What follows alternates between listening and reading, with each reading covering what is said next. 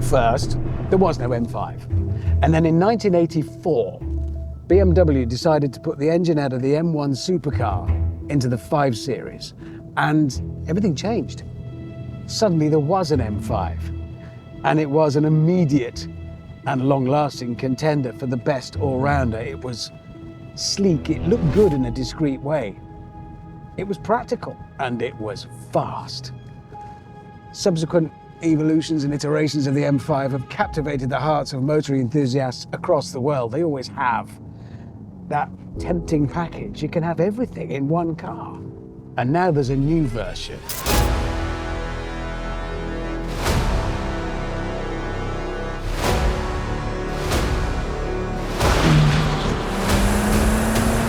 And look at it. It's enormous. What's happened? It's as heavy as it looks. It weighs 2.5 tons. That's the same as a Ford F-150 Super Crew pickup, and that's the American full-fat lardy pickup, not one of those slightly more svelte European ones. It's embarrassing. It's like one of those cruel clickbait pictures of a supermodel who's put on a bit since the end of their career 40 years ago. You don't want to look at it. It's wrong. What's happened to it? Don't get me wrong, it hasn't become big and slow. It is not slow, it is very, very fast. There is an awful lot going on under the surface for it to control that weight, that bulk. It is incredibly good at going fast. But here's the thing, physics is cruel, implacable, imperturbable, relentless. It never gives up. Physics doesn't do you a favor. Physics just does physics. And this car, at 2.5 tons, pressing on, is in a constant battle with physics. There's stuff going on under the surface all the time. Clever things using computers and clever suspension and traction control to stop me flying off into the scenery, which is impressive and amazing, but there's no sense of achievement, is there? I'm not doing anything to get it round here other than saying, can we go over there, please? I might as well be steering it with a joystick, frankly. Driving this fast is like being caught up in a battle between physics and a supercomputer.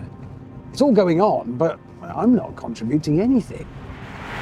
It's a bit like being in a cage with 2 fighters going at it hammer and tongs to the death.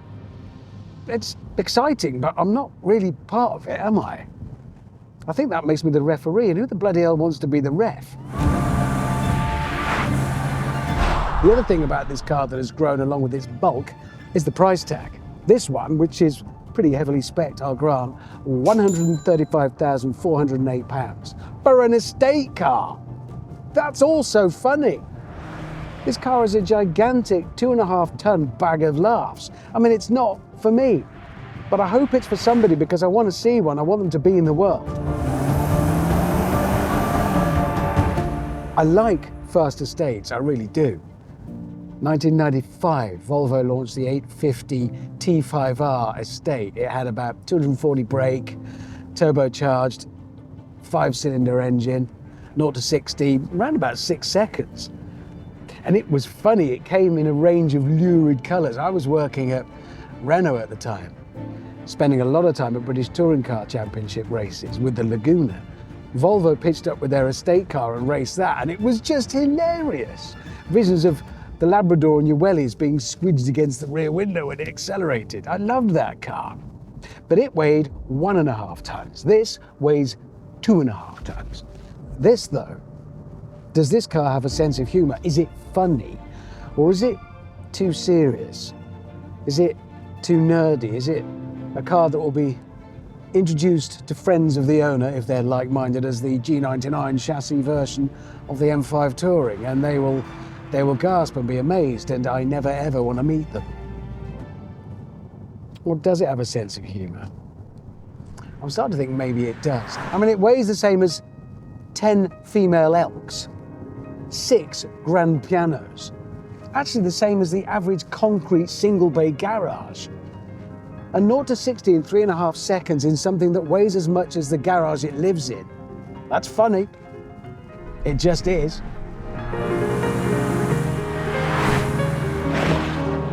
a bit concerned I might be neglecting my civic duty. If I take the same corner more than 3 times in this, all the tarmac will end up ruckled up against the other side. See, I'm going to squish all the tarmac over there now. It weighs 2.5 tons, but it can hit 60 from a standing start in 3.5 seconds. That's faster than a Porsche 959 or a Ferrari F50. I mean, sure, they're not modern cars, but come on. For something weighing this much, that is, well, it's more than impressive, it's hilarious. Something else I like, and that's kind of funny, it's snubbing its nose a little at the virtue signalers, because it's hybrid. It's got an electric motor, yeah, sure. And it, together with the 4.4 litre turbocharged V8, puts out a combined 730 horsepower. And this is where it gets really funny. This is a belly laugh. 1,000 Newton meters of torque. Those are the figures you need if you're going to move 2.5 tons of car as quickly as this. I mean, that is, come on, that is hilarious. It makes no sense. But then, if you ever watched Jonah Lomu play rugby, that made no sense. I met him once. And when he shook my hand, everybody in the room laughed because I simply disappeared into his hand and just my feet stuck out and he shook me up and down. He was enormous, but devastatingly fast on the pitch. There's something about it.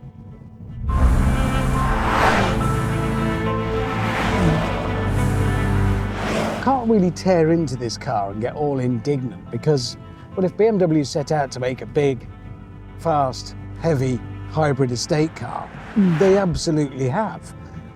It had to involve computers, it had to weigh this much. It's a hybrid. And as what it is, it's extraordinarily good at it.